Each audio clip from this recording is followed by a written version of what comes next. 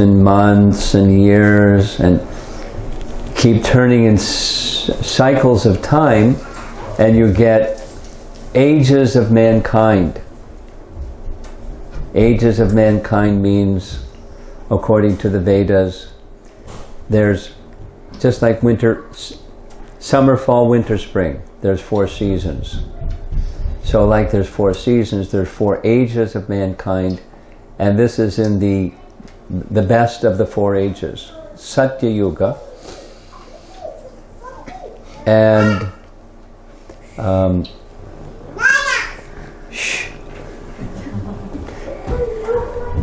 and the duration of life in Satya Yuga is very long. 100,000 years. The next yuga might subtract, or it's a factor of 10 less. 10,000 years, 1,000 years. In Kali Yuga, our present age, 100 years. So do it the other way. 100 years, 1,000 years, 10,000 years, 100,000 years. So Dhruva appears during that Satya Yuga. And during Satya Yuga, the process of achieving spiritual perfection is meditation. Dhyayate. Meditation. So Dhruva, we're going to hear Dhruva receiving from his spiritual master Narada a process of meditation. When you read Bhagavad Gita, that process of meditation is found in chapter 6 of Bhagavad Gita. And that meditation process described there is part of an 8-fold yoga system, Ashtanga yoga, 8-fold yoga system. That's what Dhruva is going to be introduced to. But it's not like that's all he did was meditation.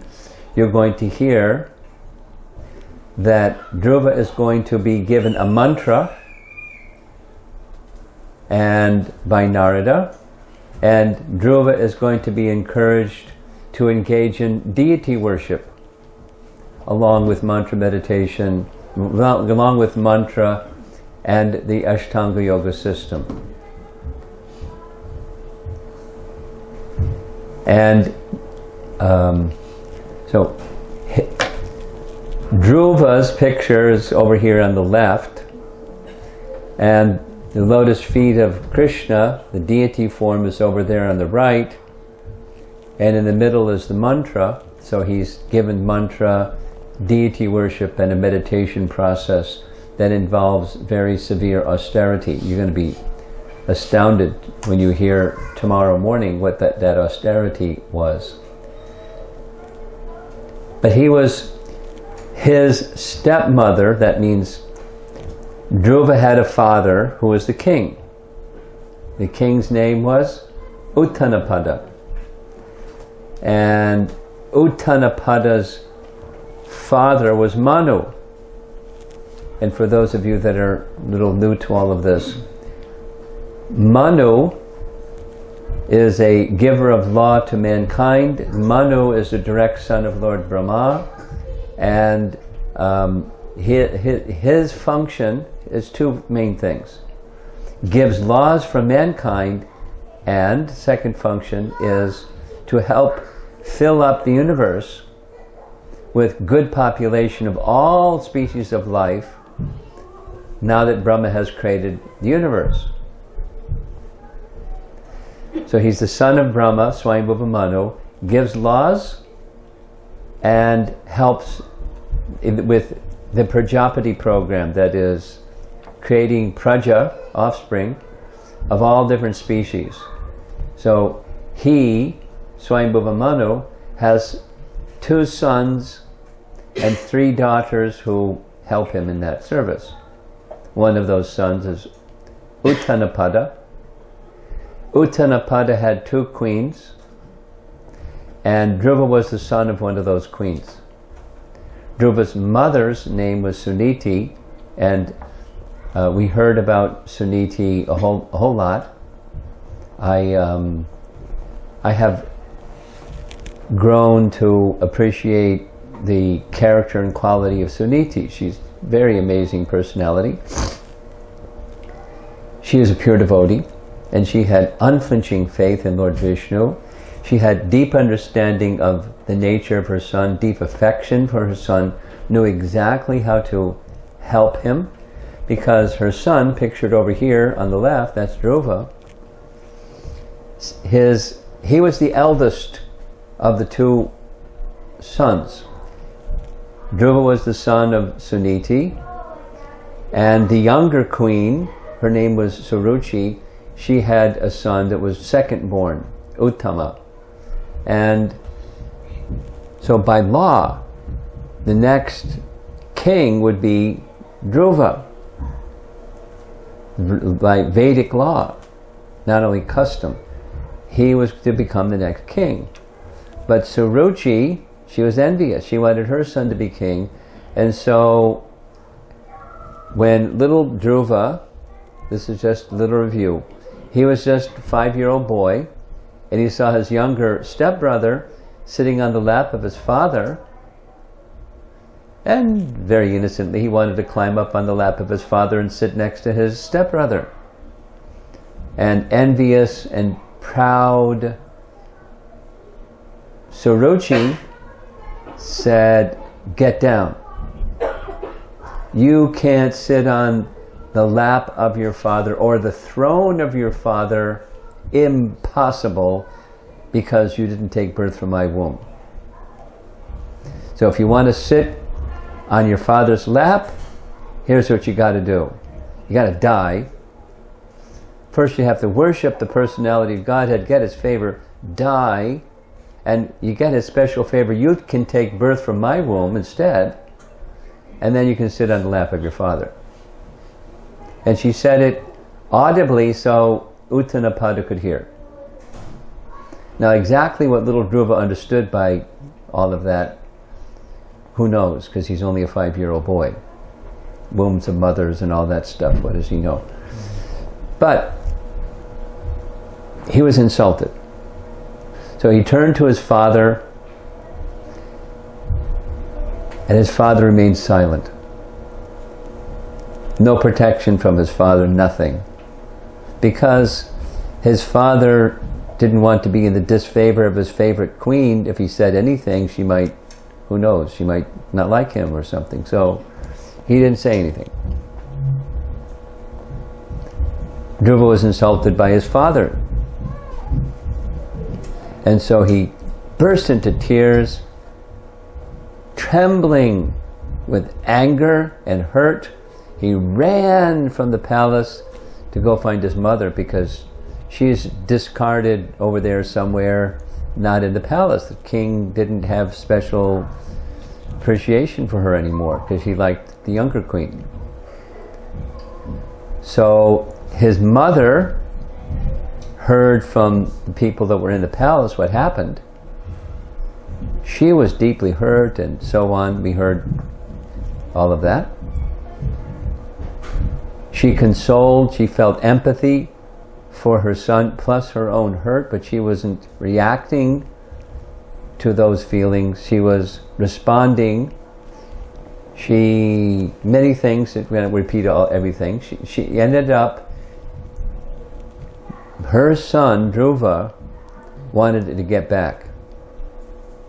And his way of getting back was, not only he wanted to have his father's kingdom, but have a kingdom better than his father, better than his father's father, better than his father's father's father. Little boy stamping his foot, saying, "Rah, rah, rah." So his mother, being a great devotee of Vishnu, said, "There's only one thing. Your stepmother said it. You have to worship the personality of Godhead. And Brahma got what he got.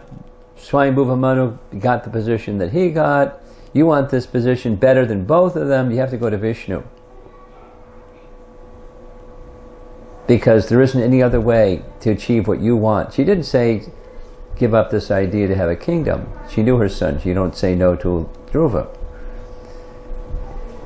So Dhruva, wanted to know, where do I find Vishnu? And not from the Bhagavatam, but from other Puranic sources, she said, what do I know? I'm a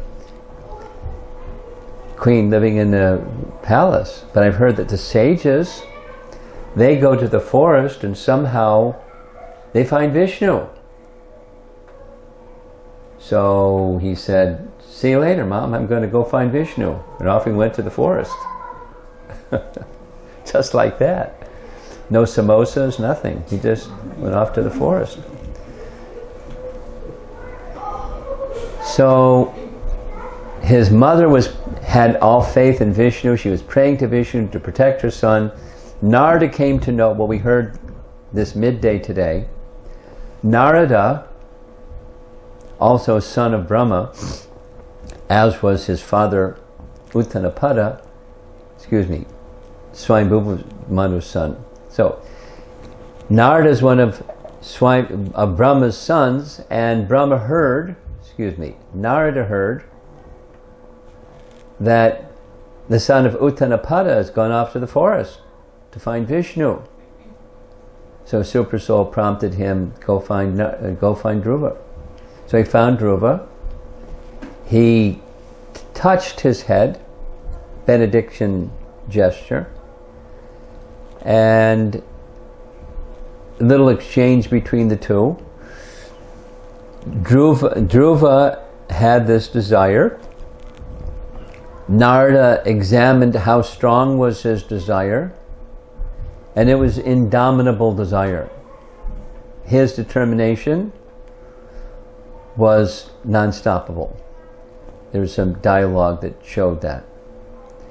Then Narada gave him transcendental knowledge. Narada gave him some roadblocks. Look, you're a little boy. Great sages, they come to the forest performing austerities for many lifetimes, and they don't find Vishnu. It's not easy. You're just a little boy. Go back, grow up, come out and try it again later on. You know, the doors were locked for Dhruva, and he said, your instructions are good instructions, but my heart is broken. Like a clay pot that's broken, it doesn't hold water. Your instructions don't touch my heart. I want a kingdom. So you're this great personality. You must know how I can get Vishnu, because my mom said, through Vishnu alone can I get this kingdom. Can you give them an honest means? The phrase used in the text is sadhu vartma. Vartma means path. Sadhu vartma, the path of virtue.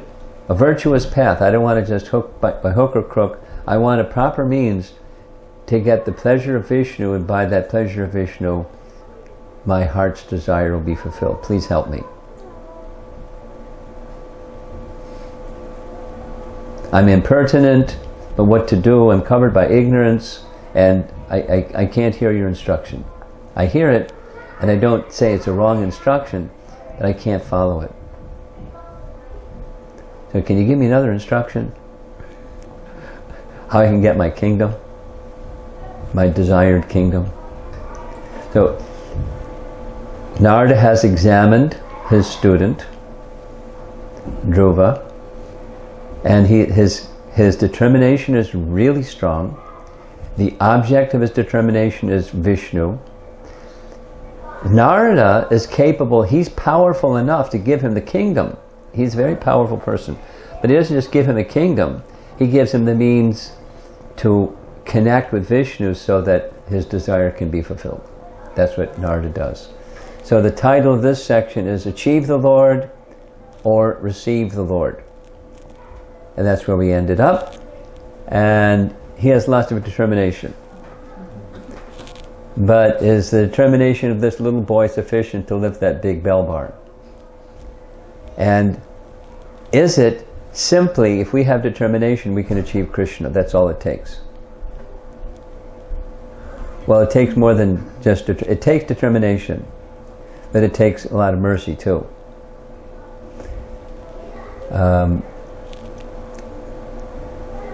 During the Damodar month, not so long ago, we were observing that for a whole month, a wonderful pastime, a very celebrated pastime, of Mother Yasoda binding Krishna with rope. And one of our acharyas, Vishwanath, says, what's the reason why it was always 2 inches too short? No matter how much rope she got, it was always 2 inches too short when she tied the ropes together. He explains, it's to teach this lesson that we're going to hear right now. There's 2 things necessary for success in spiritual activity. 1, in your endeavor, prayasa. And the second, kripa, mercy. Both are needed, not just get mercy and twiddle your thumbs. Or just work really hard and you'll get the result. It's both things are required. Because Mother Yasoda was working really hard, binding Krishna, but it wasn't working until Krishna gave his special mercy and then she could bind him. So both things are necessary. So by determination alone, that's not sufficient, although he's mega determined. He's going to get some mercy, and the mercy is going to come from Narada. So here's where we begin. This is the person narrating is Maitreya, as you see up there, Maitreya Uvacha. Maitreya is a great sage, Maitreya Muni, who directly heard Krishna speak Uddhava Gita. When Krishna instructed Uddhava, Maitreya was in the audience. He was the only one hearing. So he's heard directly from Krishna, and he's now in this perfected consciousness stage. And Maitreya is speaking to Vidura. That's the dialogue, the speaker and the listener. So Maitreya says, the great personality Narada Muni, upon hearing the words of Dhruva Maharaj, became very compassionate toward him, and in order to show his causeless mercy, he gave the following expert advice. So he's going to outline the process for achieving spiritual perfection for little Dhruva. Dhruva was a child, and so his demand was that of a playful child. And Narada is the foremost spiritual master, and naturally his only activity is giving benefit to whoever he meets. So he's examined Dhruva to see what's that benefit that Dhruva wants and that Dhruva is capable of receiving. And Narada decides to give him not only what he wants, but beyond what he wants. So that's the background.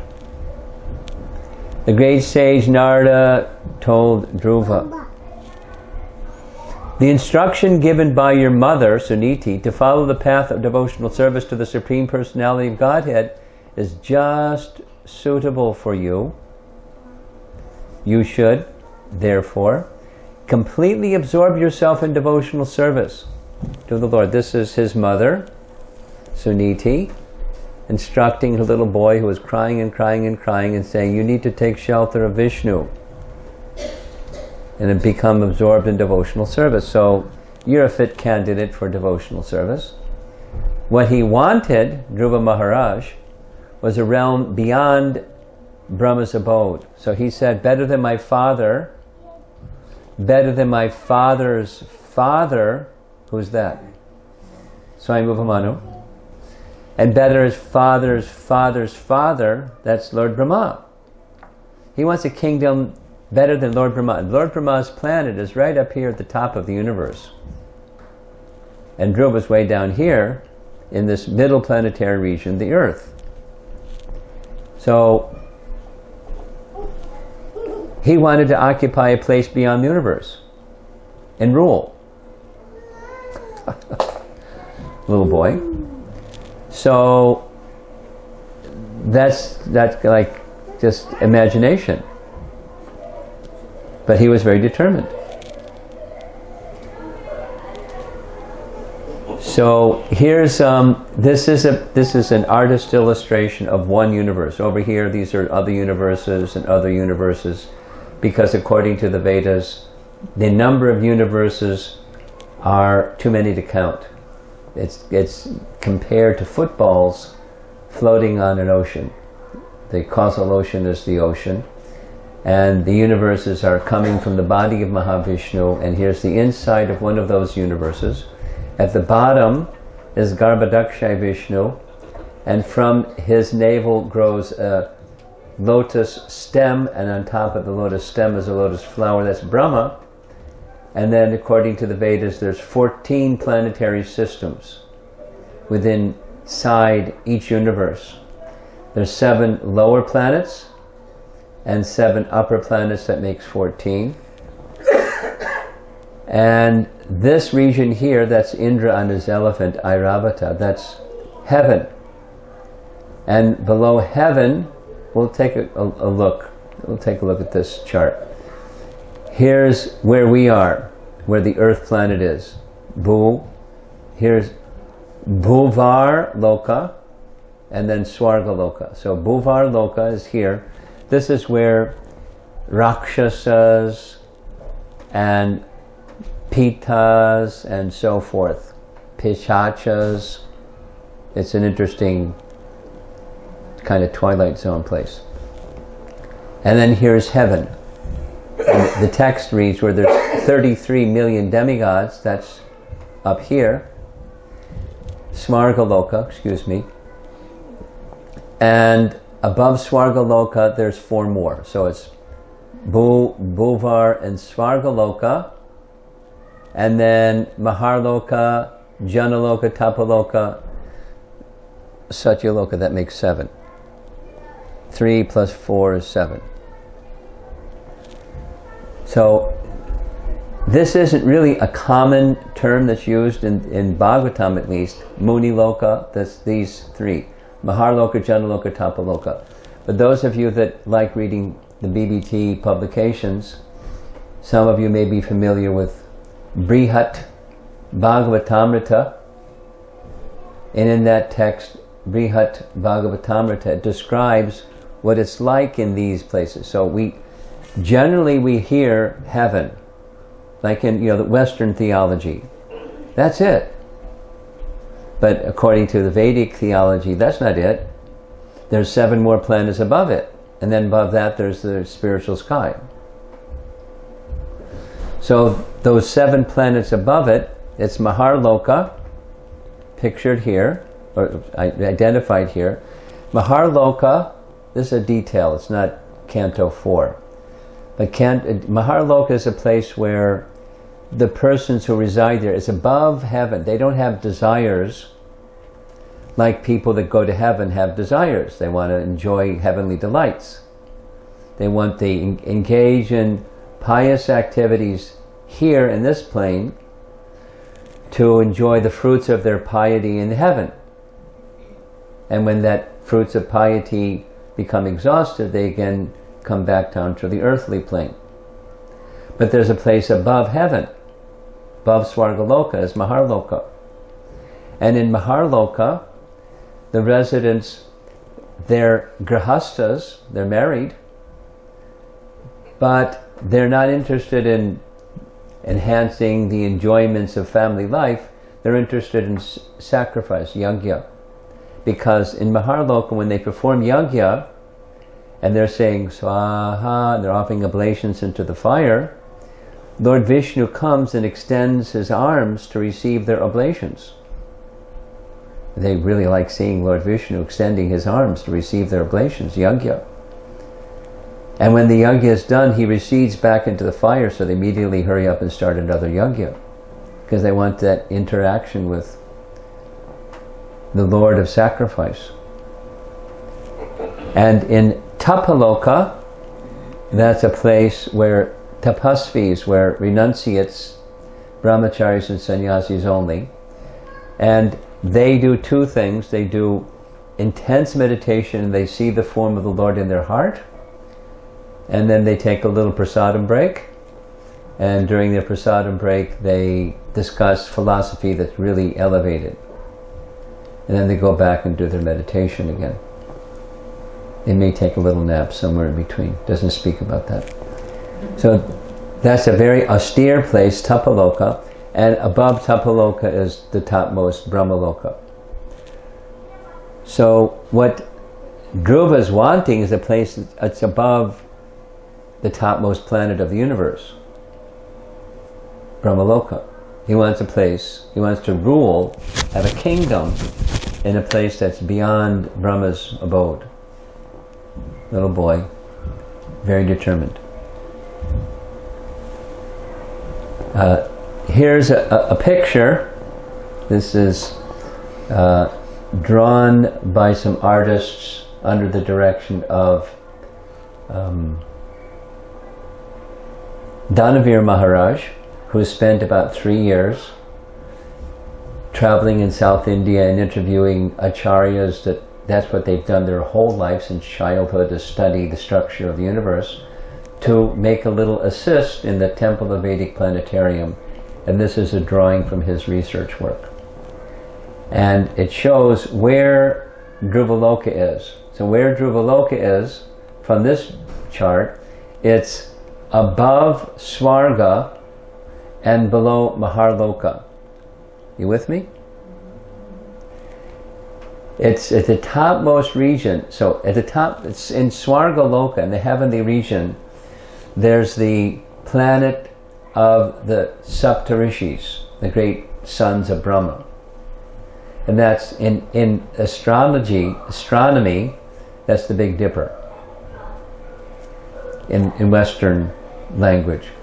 In Vedic language, it's the Saptarishis, the planets of the 7 sages.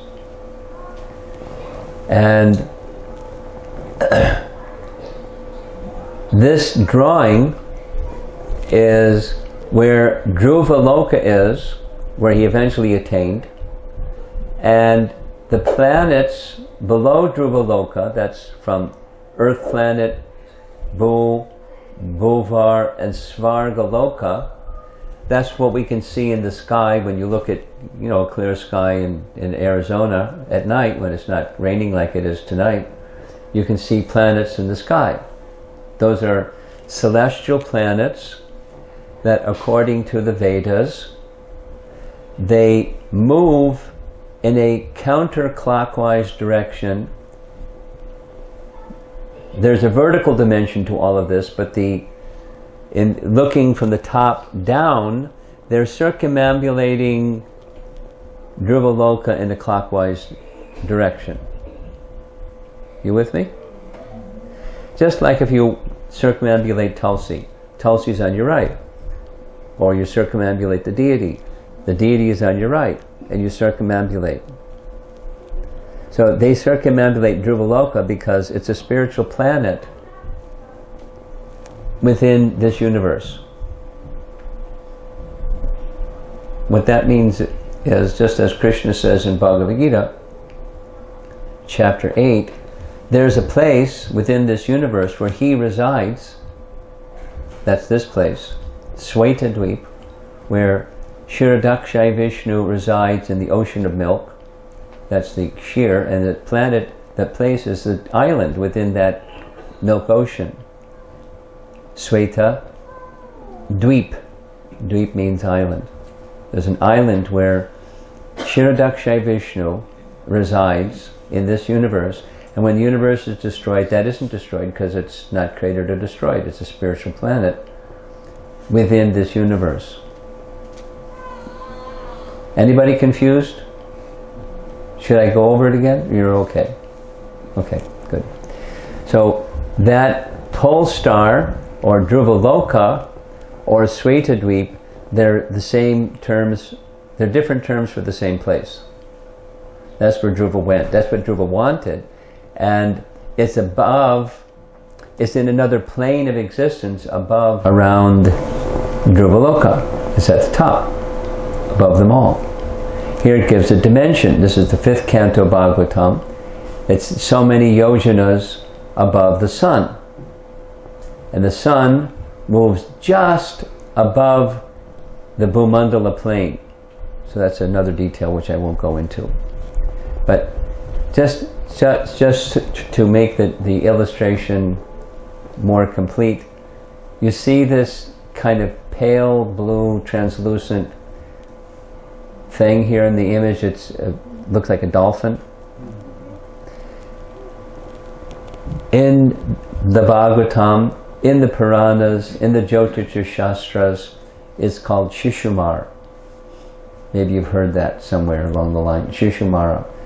And what Shishumara is, I found out by asking, there's a devotee that's in charge of the Temple of Vedic Planetarium.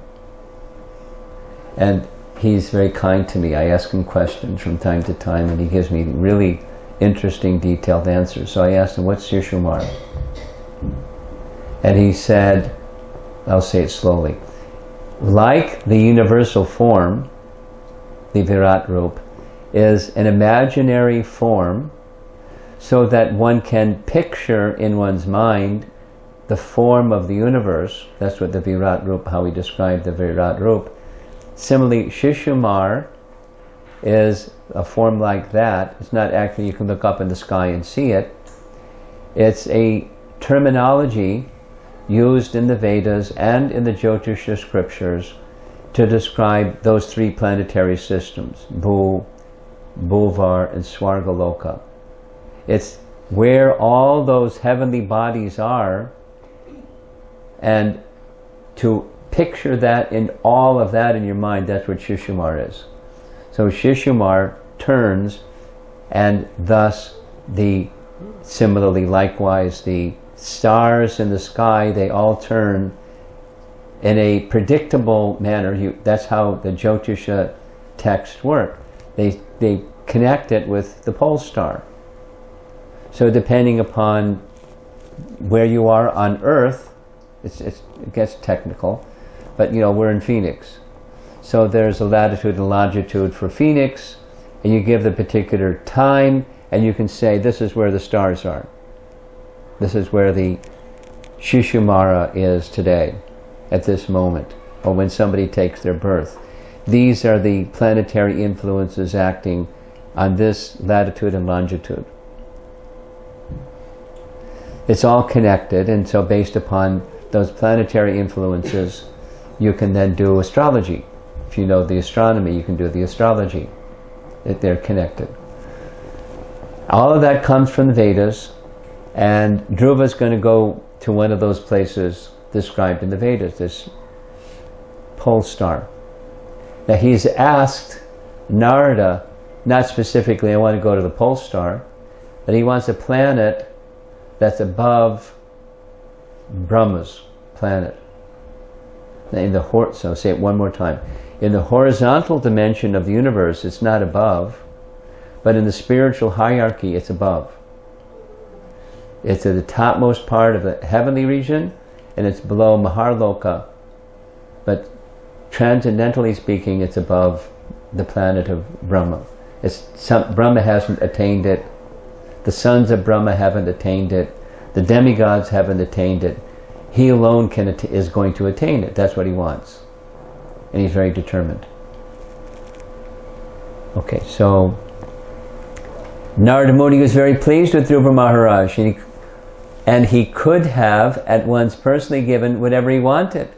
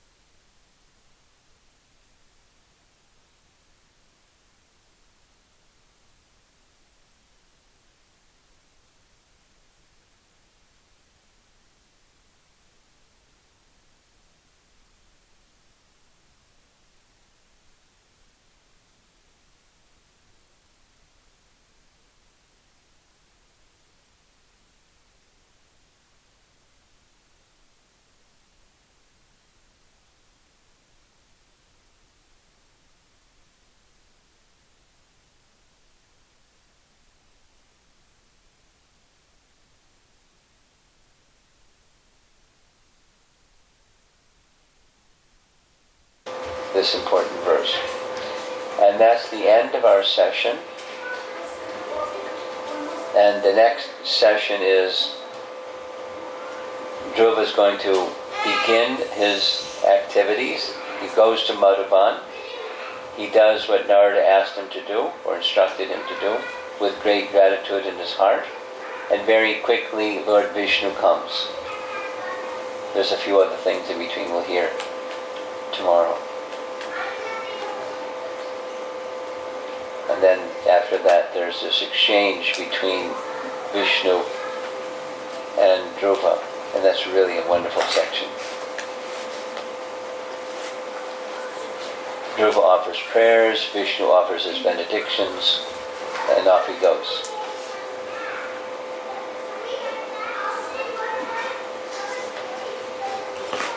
So tomorrow midday we're going to finish chapter 8 and then just touch on the beginning of chapter 9.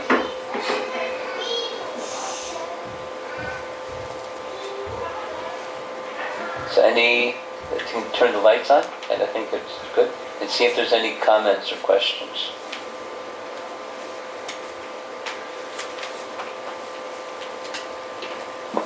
There's no school tomorrow, no work tomorrow, so it's okay.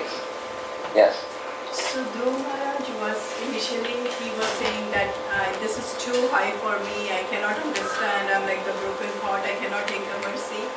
So from there, then Narada Muni is giving all these instructions. So was it the mercy that happened, like how did this transition happen from that position to then receiving all the instructions? The change of so how did that... I'm not sure what your question is. So from the point where Dhruva Maharaj was saying that I cannot take your instructions. Then what was the instruction that he couldn't take? The instruction is, this is too high, go back home, grow up, give up your enmity, become situated beyond happiness and distress, become peaceful. Those were his instructions. He couldn't do that. He said, I'm still in this happiness and distress thing, but I can't take your instruction to become free from the happiness and distress thing. I want a kingdom. Can you give me a means I can get my kingdom? So he gives him another instruction, how to attain the shelter of Vishnu so he can get his kingdom. He was accepting of that. Yes.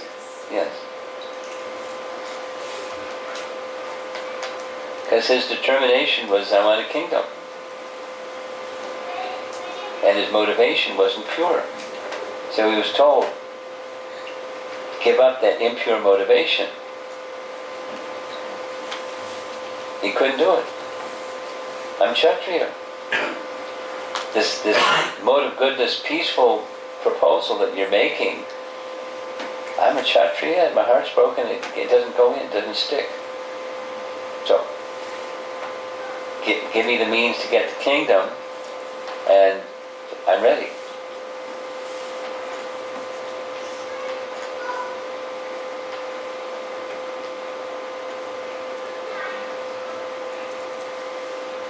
Yes. So in that slide of all the lokas, one would assume that the Saptarishis, the 7 great sages, would be in the highest abode, maybe one below Brahma, if not in Satyaloka. But they are shown as being in... They're in Swarga. The Saptarishis are in Swarga. Because you showed them Janaloka. The Saptarishis are in Swarga. The Tapaloka is above Swargaloka. When you look into this, when any one of us look in the sky, we see stars in the sky. And of those stars in the sky, there's the Big Dipper, or the Saptarishis. They're in Swarga. And then there's above Swarga. The Saptarishis are in the Swarga realm. Maharloka, Janloka, Tapaloka. That's not where the Saptarishis are. There are rishis in those places, but not those 7 sages, the sons of Brahma. They're in this region, the Swarga region. Okay? Yes? So Maharaj, where is Goloka in that hierarchy? Oh, it's beyond the universe, right? So what's here's the universe. It's compared to a coconut. Coconut has a hard shell, right? And then there's this hollow part inside, and there's some water inside that hollow part inside. So in the universe, it has a covering. That's like the coconut shell. And then it's hollow inside, but there's also half of it is water, the Garbhodak ocean. And then the upper half is where the planets are. And then there's the covering. So that coconut-like universe is floating on the causal ocean, Karna ocean. And then the way it's described is on the other side, the other shore of the ocean, of the Karna ocean, there's the spiritual sky, the Brahmajyoti. And within that vastness of the Brahmajyoti, there's many planets. And amongst those many Vaikuntha planets, there's Goloka planet. So your question is, where's Goloka? It's on the other shore of the Karna ocean. It's not inside the universe. It's beyond the universe.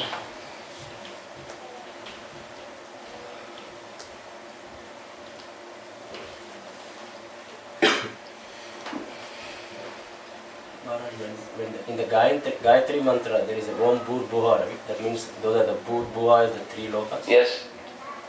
So you pray above those lokas, like that's where the meditation for rishis, like. I don't know what you're asking. The first part you don't need to say again. What was the last part?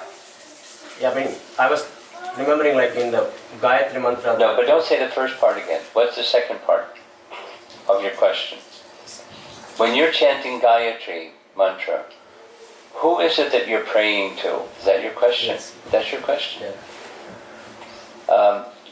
There's a very nice section you can read where Bharata Maharaj was engaged in chanting after he turned over his kingdom to his son and went to the forest. He was engaged in worshipping the Supreme Lord, Surya Narayan, through that mantra. That's the Lord of the mantra. When it says Tat, that Tat is Narayan. And Surya Narayan is the form of Narayan that's presiding. You read the purport carefully, that's what Prabhupada is saying. He is the presiding deity of the sun planet, Surya Narayan. It's a worship of the personality of Godhead, who is the source of Bhuvar and Swarga Lokas. And he's the source also of this dazzling effulgence, which is the other part of Tat. The spiritual sky and the material sky are all from one source. The upper Maharloka, Janloka, Tapaloka planets, even Brahmaloka, is not found in Gayatri Mantra. It's alluded to because everything that's created is part of everything from one source, Tat. Okay? You sure? Okay. Yes? Since we talked about Surya, doesn't the Bhagavatam also describe the movement of the sun Yeah. around? Does the sun also move around to these lokas? Yes. The sun doesn't move around these lokas. The sun moves in relation to Mount Meru and thus also Dhruva Loka in a counterclockwise direction. So, except for the sun, the planets are all moving in a clockwise direction. The sun is moving in a counterclockwise direction. Along with the planets. Well, there's planets that are moving around the sun, but the sun is moving in a counterclockwise direction in relation to Dhruva. Oh. And then the planets are moving in a so this contradiction, clockwise, counterclockwise, is pointed out in the Bhagavatam. It's nice. It sounds primitive, but it's very clear, actually. Maharaj Parikshit says, wait a minute, you were saying the planets move clockwise, and now you're saying the sun is moving counterclockwise. Which is it? There's a contradiction, apparently. And what the answer that Shukadeva Goswami gives is, just like ants on a potter's wheel, they can be moving very slowly in a counterclockwise direction, but if the potter's wheel is moving quickly in a clockwise direction, they're moving in a clockwise direction while they're moving on a counterclockwise direction. And so here's how it works. From a, you take, the universe is three-dimensional, but you flatten it into a two-dimensional picture. And the sun is moving in a counterclockwise direction. So here's the three-dimension. Here's the earth. In relation to the earth, this is December, what's the date? 7th. And because we're in the northern hemisphere, the sun is moving in a southerly direction till it comes to Makra Sankranti, and then it starts moving in a northerly direction. It's winter time. The days are becoming, in the northern hemisphere, the days are becoming shorter, the nights are becoming longer. For those that live in the northern hemisphere, in this month. Until it reaches Makra Sankranti, and then the sun starts moving in a northerly direction. And then it becomes the equinox, where days and nights are equal, and then it becomes the nights are shorter and the days are longer. That's the summer solstice, and then the winter solstice in the Western language of astronomy. So, if you look at that from a vertical perspective, the sun is moving in a counterclockwise direction around the earth. You take the earth and flatten the earth, and the movement of the sun is also two-dimensional. The sun is moving in a counterclockwise direction in relation to the earth. But now we'll go to this Bhuvar and Swargaloka planets, and they're moving in a clockwise direction in relation to the pole star. So it's relative motions understood without the use of Hubble telescopes or any technology. It's just structure of the universe, because rishis understood the structure of the universe. And lo and behold, that's what's happening.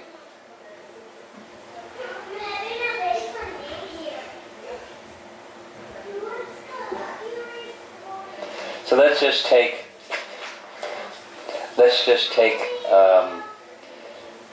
this solar system.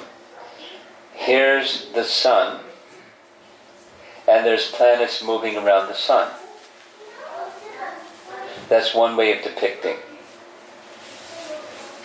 So, and those planets that are moving around the sun, they're moving in a clockwise direction. But the sun is moving in a counterclockwise direction in the whole picture of the universe.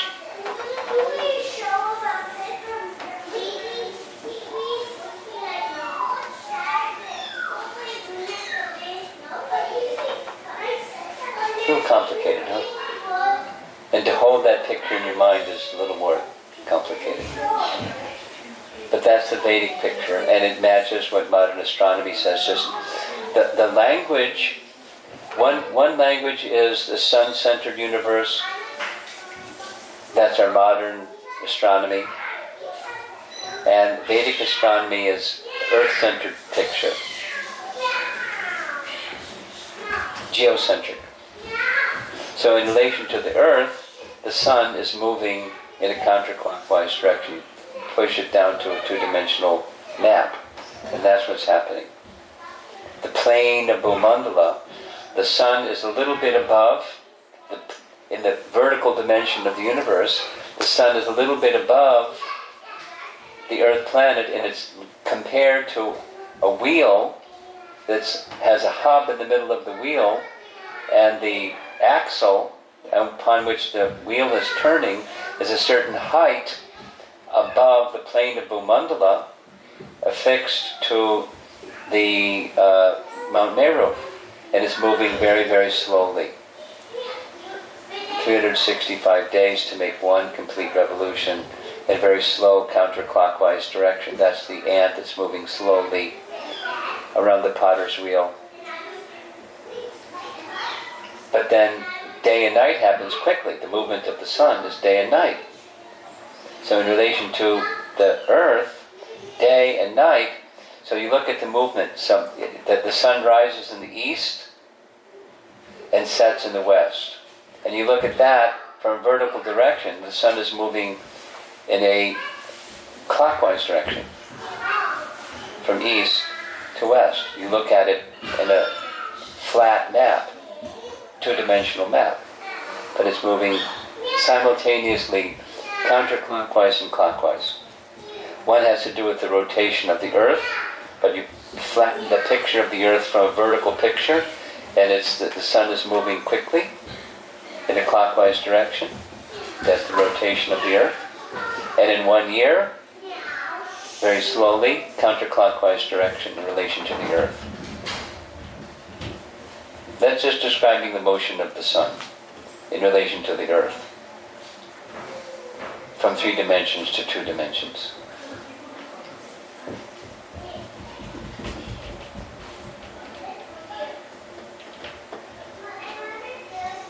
Yes? Can I change the subject just a touch?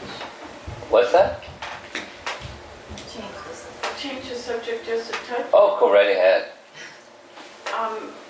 So we're going up 7 levels to Goloka. Not exactly. Yes, and there's a total of 14. What are the 7 below? The hellish planets. And are you going to touch on that at all today? No. It's described in the 5th canto. If you're interested, it's one of the final chapters of Canto 5, Srimad Bhagavatam. Okay. There's names, and this lower planet is like this, and that lower planet has that name, and it's like that, and then there's another that it has those conditions, and it's the hellish planets. It's the 7 lower planets. Okay, I'll look it up. Okay. Yes? Just a follow-up question on that. Which? If a devotee does not attain moksha and takes a human form again in a next life, does he descend? Is he born into the same the planetary system, or is he born in a different universe which has a different Goloka and separate universe? Okay. There's a different Goloka for each universe. There's one Goloka. Sure. And there's unlimited universes. The universes are in this material, it's in the Mahatattva, the cloud of the material energy. Let's just do this. Let me just back up a little bit from your question. Here's this vastness of the sky. And in the sky there's a cloud over here. Sometimes we see that in the sky. So now, similarly, here's the vastness of the spiritual sky, and over here is this cloud of the material energy called Pradhan, or Mahatattva. In that Mahatattva, that's where Mahavishnu resides. Your question about Vishnu. He's expanded from Krishna to take care of the creation function. So Mahavishnu, then universes come from him, Garbhodakshay Vishnu enters, Kshirodakshay Vishnu enters. That's all within this cloud of the material energy. And so many universes. So many universes. So now, within each universe, there's one Goloka, Not there's a Goloka for each universe, there's one Goloka. So now, your question is, supposing you're a devotee that doesn't go back to Goloka, and you're going to take another body again to finish up your business, are you going to take birth in the same universe or a different universe? That's your question. Sure, yes, ma'am. And there's no certainty. You're not confined to this universe, that universe. That's my understanding. Regardless of whether it's this universe or some other universe, possibly, there's no guarantee what species of life you'll take birth in. Now, I can't think of any answer to your question, is it possible to leave this and go to another universe after this life? I don't have the answer to that. I was reflecting upon, Isopanishad, Prabhupada says that, if you are not attaining moksha, he guarantees that you will be born in a Suchi or a Srimad. Yeah. So, in that context, my question was, is it the same universe? Is it the same Goloka or is it a different type? It's not, the same Goloka is a misnomer. Okay. It's take your birth again. My understanding is it's in the same universe, because here's what happens. With the process of creation, each universe has a Garbhodakshay Vishnu expanded within each universe, and with him, he takes one universe's worth of living entities out of the totality of living entities. So my understanding is it's not like a scriptural verse, it's just common sense. For the duration of the universe, those living entities are just moving around within that universe. So Suchi and Srimad is within this universe. Higher, lower. Within this universe. Thank you. Yeah.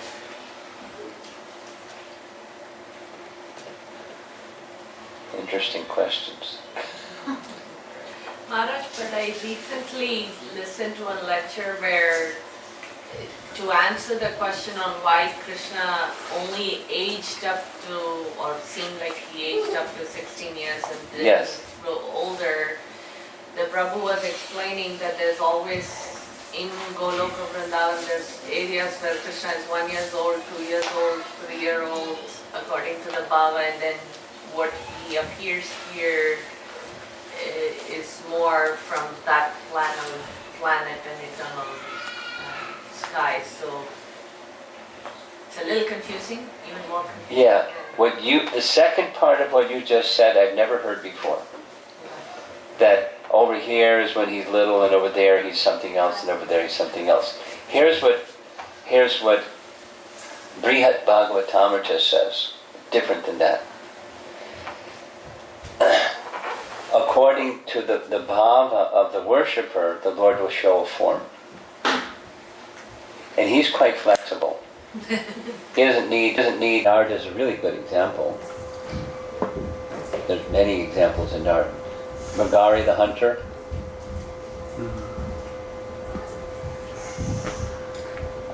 Valmiki, before he became Valmiki, was a dacoit. He didn't say, "Oh, you're a dacoit. You're a low-class person. I'm out of here." But continuing to be accepting of such a person. Any other examples you can think of from Scripture? Lord Ram accepted Kekari. Yeah. Lord Ramachandra was many persons. He accepted a vulture and a squirrel and all kinds of entities as his servants. Others? Who? Lord Nityananda. Fantastic. Jagai and Madhai. He overlooked completely all their bad conduct and just wanted them to engage in chanting. His associates were like that too. Haridas Thakur. Haridas Thakur, fantastic. Huh?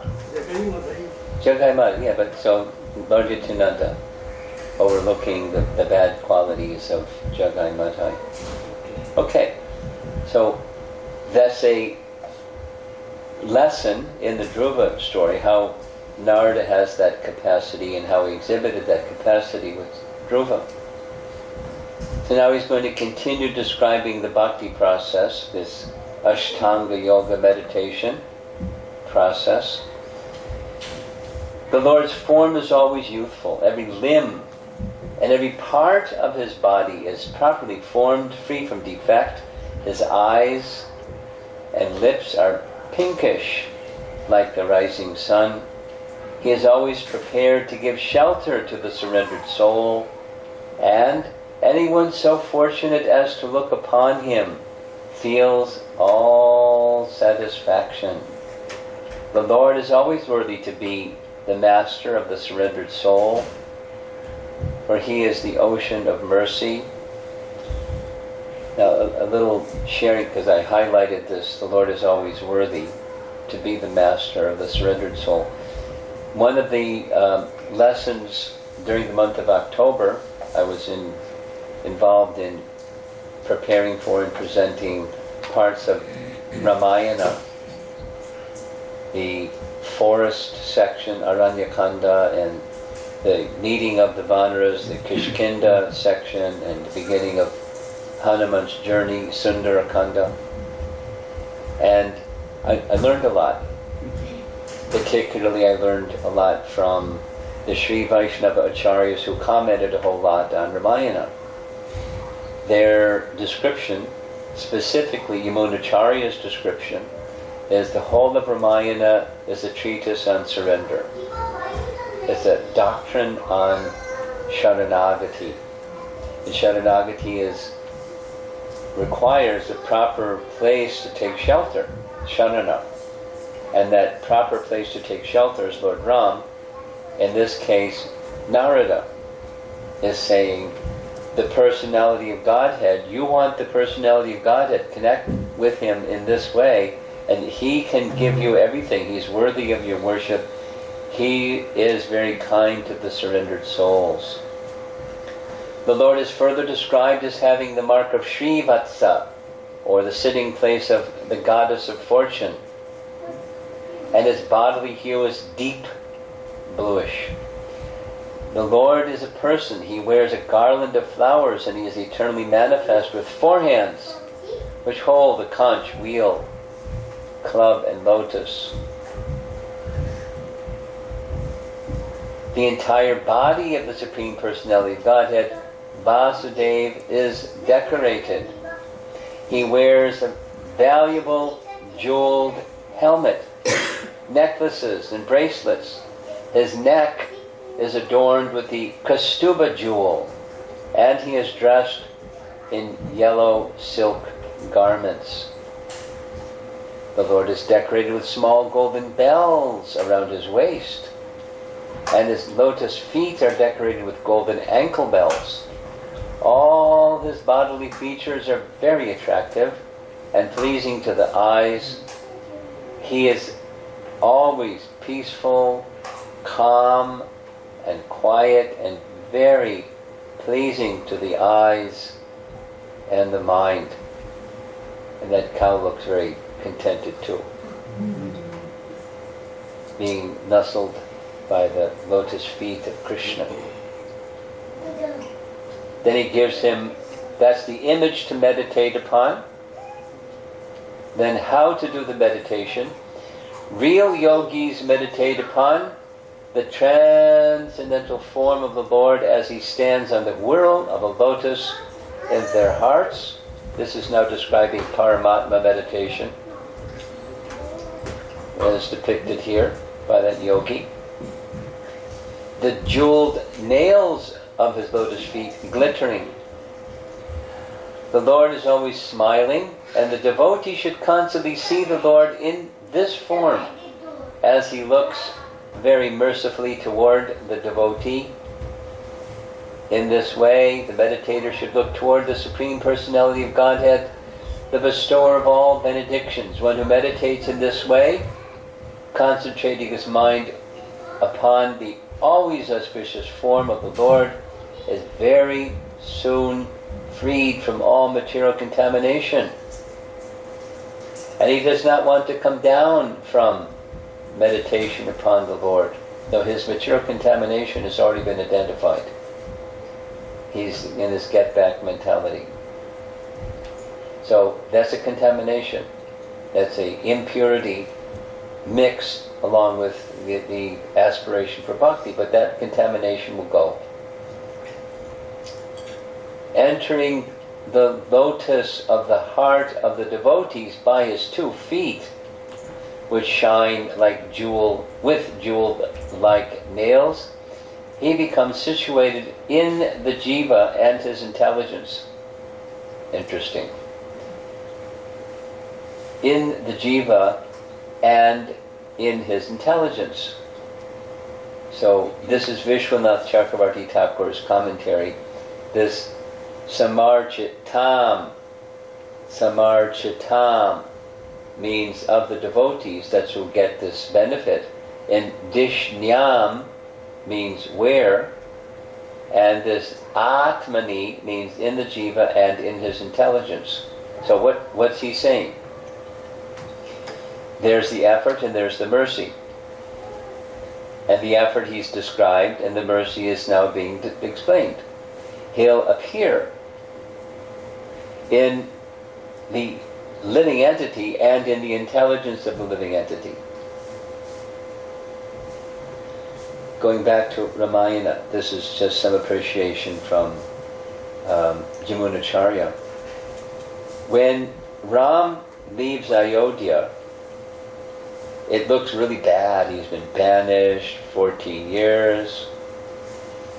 But it's part of a Leela where there's sages in the forest and their object of meditation is the personality of Godhead. So he's going to go to them. They don't have to go to him. They're just in the forest doing their meditation. He goes to them because of their strong devotion. They become attached to his form in their meditation. So he comes in his personal form to reciprocate with their devotion. Fantastic. According to what Narada is teaching to Dhruva, the same thing is going to happen with you. That is, you make your effort and the mercy will come in the form of the Lord will enter into, become manifest within, situated within your soul. You'll experience his presence and your intelligence will be guided by him too.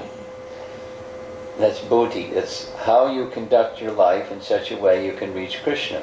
That's how he becomes situated in your intelligence. Then he gives him this mantra. We all know what the mantra is, right?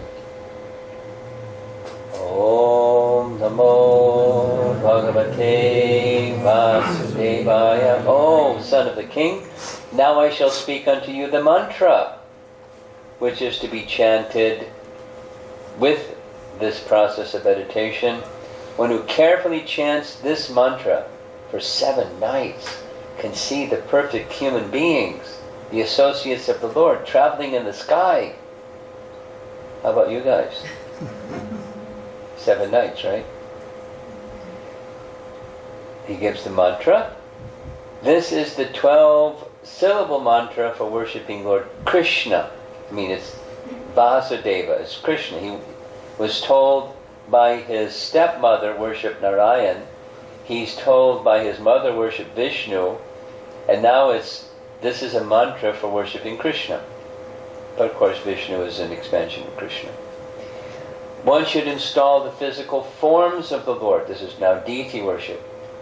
With the chanting of the mantra, one should offer flowers and fruits and other varieties of foodstuffs, exactly according to the rules and regulations prescribed by authorities.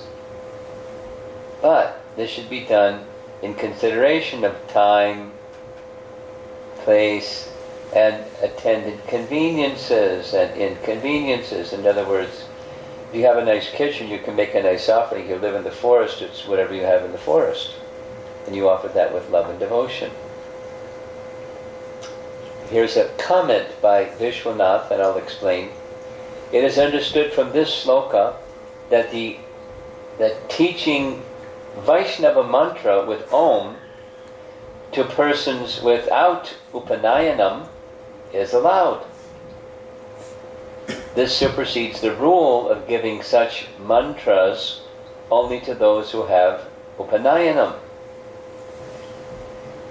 Now, many of you know what that is, and some of you may not. So Upanayanam, it's a ritual where a guru, at a certain stage of a young boy's life, he'll give him this sacred thread. That's this sacred thread here. And with that sacred thread, the Gayatri mantra, the Brahma Gayatri mantra, and perhaps other mantras. And the other mantras traditionally, or by rule, it's when you first have Gayatri, then the other mantras, along with Gayatri and Upanayanam, that ritual and procedure. But we don't hear Narada gave him Upanayana Gayatri mantra initiation. There's no indication like that. In fact, he didn't. Now he's a Kshatriya boy, so he's eligible by Vedic rule, but he didn't. He just gave him this mantra. So Vishwanath is pointing out, it's done by Narada, so followers of Narada can also see that example. Mantras can be given. So he gave his mantra, this one.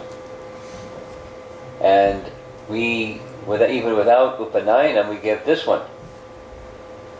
And even before Harinam Diksha, anyone, anywhere, this is the special dispensation for this age of Kali, anyone can chant this Hare Krishna Mahamantra. It's not a mantra, it's here's some technical thing.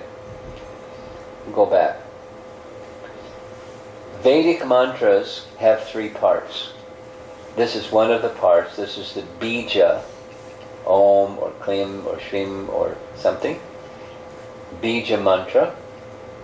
And then there's this Namaha, that's you offering obeisances unto. And then there's the person. Pinda, Narma, and Bija. Those are the technical terms. So this is a mantra unto Vasudeva, Krishna. Krishna Bhagavate, unto the personality of Godhead, Krishna. Om Namo Bhagavate Vasudevaya. So it's a Vedic mantra. But the Hare Krishna mantra is not a Vedic mantra. It's a Panchatrika mantra found in the Upanishads. But there's no Om. Those 3 parts are not there. If anyone can chant. Anyone can chant. And so it's not in the transgression of Vedic wisdom that this mantra found in the Upanishads can be given to anyone to chant for purification in this age of Kali.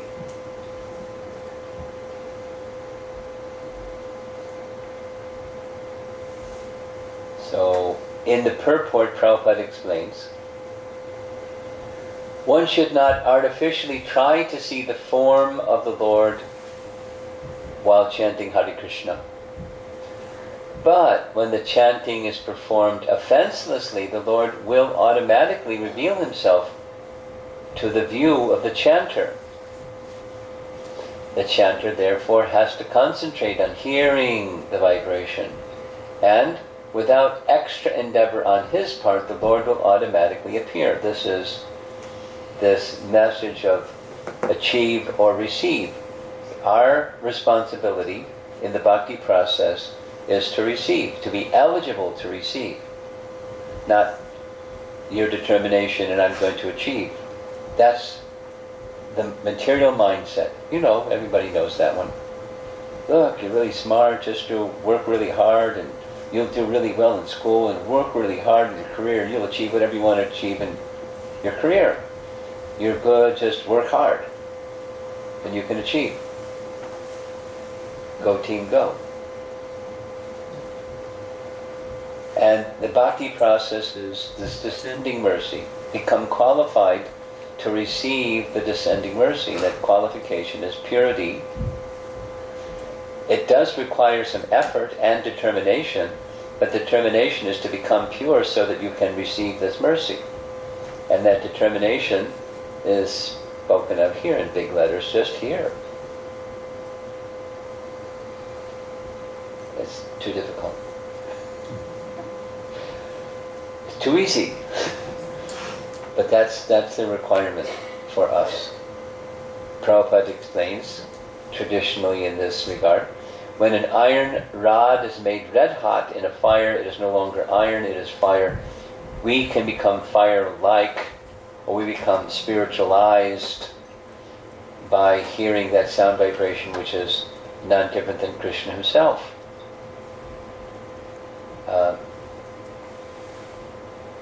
One should take consideration of time, place, and available conveniences. This is Prabhupada's purport.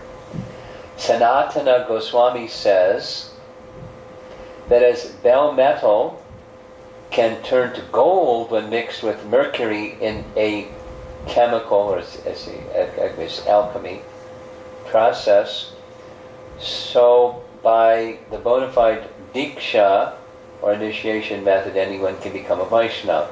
Now, the photo that's chosen here is Mother Jamuna, and the occasion is the installation of Radha Govinda in Jaipur, right in that big courtyard area of the palace of the king. So, Gayatri Devi, the queen, was present when Jamuna, on this Pandal program with thousands of people in the audience, the installation of the deity, which normally ladies in India don't do, she's doing because she's a Vaishnava. And she's become a Vaishnava by Diksha, initiation by the spiritual master, so she's eligible to do such important services. And gosh, was she spiritually qualified like anything. So, one should worship the Lord by offering pure water,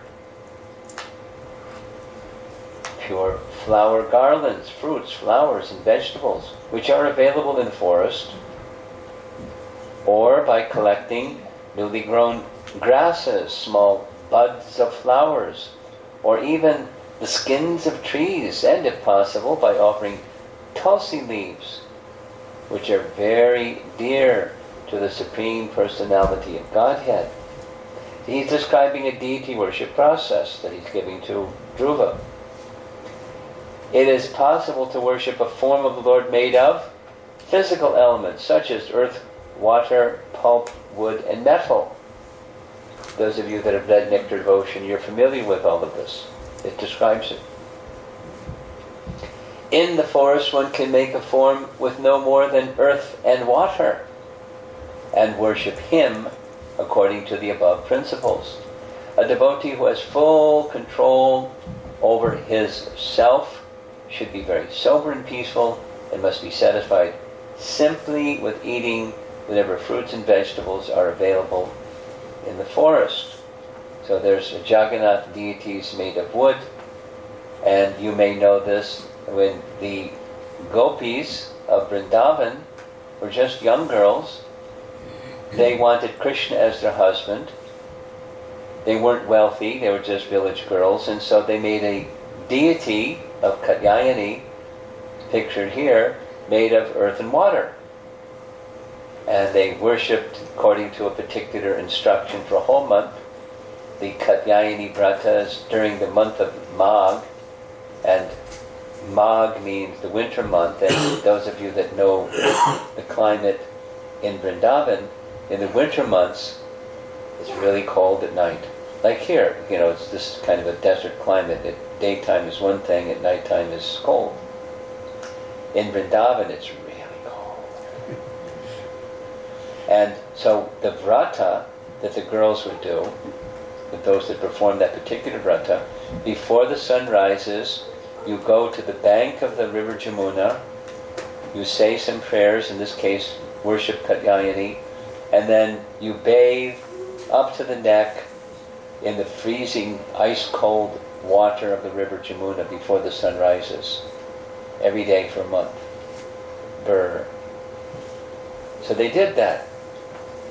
And there's the deity made with earth, because they're village girls, they don't have money, and so they did according to a regulation, just like Narada is describing to Dhruva. Okay. My dear Dhruva, besides worshipping the deity and chanting the mantra 3 times a day, you should meditate upon the transcendental activities of the Supreme Personality of Godhead in His different incarnations, as exhibited by His supreme will and personal potency. So we can imagine He's giving more details. Here's just outlining the principles. But there are several things that He's been told to do. One should follow in the footsteps of previous devotees regarding how to worship the Supreme Lord with the prescribed paraphernalia.